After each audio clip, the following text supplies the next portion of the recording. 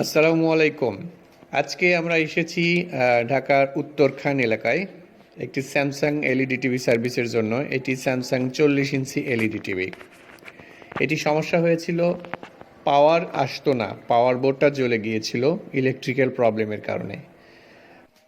পাওয়ার বোর্ডটা খুলে চেক করে দেখলাম যে সমস্ত পার্টস পুড়ে গিয়েছিল, জ্বলে গিয়েছিল, সেগুলো রিপ্লেস দিয়ে পাওয়ার বোর্ডটি আমরা ওকে করলাম, সম্পূর্ণই হোম সার্ভিস। এখন পাওয়ার বোর্ড ওকে, আমরা একটু টিভিটি চালু করে দেখতে চাই টিভিটি চালু হয়েছে কিনা। হ্যাঁ, দেখতে পাচ্ছি টিভিটি সম্পূর্ণ আকারে চালু হয়ে গেছে। আর আদার্স কোনো সমস্যাও আছে বলে মনে হচ্ছে না। তারপরে আমরা একটু নেট কানেকশন দিয়ে নেট ব্রাউজ করে দেখছি।